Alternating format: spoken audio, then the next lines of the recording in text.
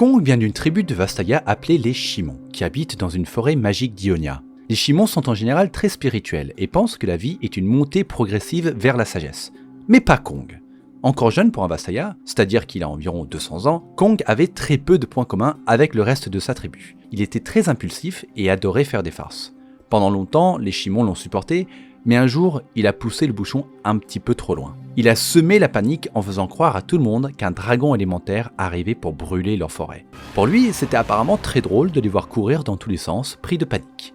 Les Shimon, eux, en avaient marre, et ils l'ont kick du village. Mais cet exil n'a pas vraiment beaucoup affecté Kong. Il s'est simplement dit qu'il se trouverait une famille avec un meilleur sens de l'humour. Il est donc parti se balader à travers Ionia et passer ses journées à défier des humains lors de duels ou des jeux de ruse. Il est longtemps resté invaincu et s'est auto-proclamé le roi des singes. Mais un jour, il est tombé sur un groupe de soldats de Noxus qui n'ont pas forcément apprécié son sens de l'humour et l'ont pourchassé à travers le territoire de Xiun. Il a réussi à leur échapper et est resté caché dans les recoins sauvages d'Ionia jusqu'à ce que les Noxiens soient définitivement partis du territoire. Mais quand il est ressorti, Kong a vu les dégâts causés par l'armée de Noxus à sa terre natale. Il a alors décidé de se rendre chez les légendaires maîtres Wuju, mais quand il est arrivé au village, il ne restait plus qu'un tas de cendres. Et au milieu, un homme en pleine méditation. Vous êtes au courant, il s'agit bien évidemment de Maître Yi. Kong l'a défié, comme il avait l'habitude de faire avec les mortels qu'il croisait, mais Yi a à peine pris le temps d'interrompre sa méditation pour jeter Kong à terre en un seul mouvement.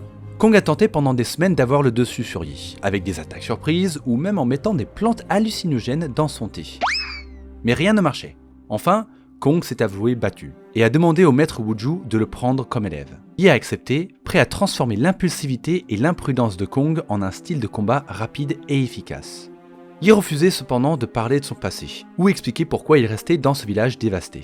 Finalement, Kong lui a proposé un deal. Il devait s'affronter en combat amical. Si Kong l'emportait, Yi devait lui expliquer son passé. Et si Yi en sortait vainqueur, Kong n'ouvrirait plus la bouche pendant 4 saisons. Yi a bien évidemment accepté. Mais Kong, fourbe comme il est, a choisi le lieu de leur duel avec un plan en tête. C'était un champ de fleurs qui éclatait à chaque coup de Maître Yi, créant une épaisse brume autour de lui. Et Kong en a profité pour le mettre sur ses fesses. Yi lui a donc révélé toute son histoire.